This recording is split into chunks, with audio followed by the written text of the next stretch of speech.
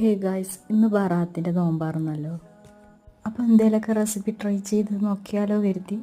അതിനായിട്ട് ഒനിയൻ ചോപ്പ് ചെയ്തതും മുളക് മല്ലിയൊക്കെ ചോപ്പ് ചെയ്ത് വെച്ചിട്ടുണ്ട് കേട്ടോ. ബ്രെഡ് വെച്ചിട്ടാണ് കേട്ടോ ഈ ഒരു റെസിപ്പി ഉണ്ടാക്കുന്നത്. ആദ്യം വെള്ളത്തിൽ നമ്മുടെ ബ്രെഡിന് നന്നായി കുതിർത്തിട്ടെടുക്കണം. പിന്നെ പൊട്ടറ്റോ പുഴുങ്ങിയെടുത്ത് നന്നായി കുതിർത്ത എല്ലാ ബ്രെഡും പാടെ മാവ് പരുവത്തിൽ നമുക്ക് കുഴച്ചെടുക്കണം കേട്ടോ. പിന്നെ ചോപ്പ് ചെയ്ത് വെച്ച സവാളയും മറ്റ് ഇൻഗ്രീഡിയൻസും ആഡ് ചെയ്യുക.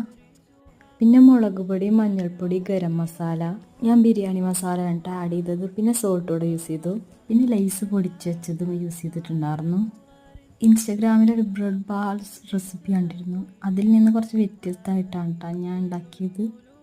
അതിനുശേഷം മാവ് പരുവത്തിൽ നമ്മൾ ഉരുട്ടിയെടുത്ത എഗ് ബാൾസിനെ നമ്മൾ എഗ് വൈറ്റിൽ ഡിപ്പ് ചെയ്ത് പിന്നെ ലൈസിലൂടെ ഡിപ്പ് ചെയ്തിട്ട് പൊരിച്ചെടുക്കണം കേട്ടോ.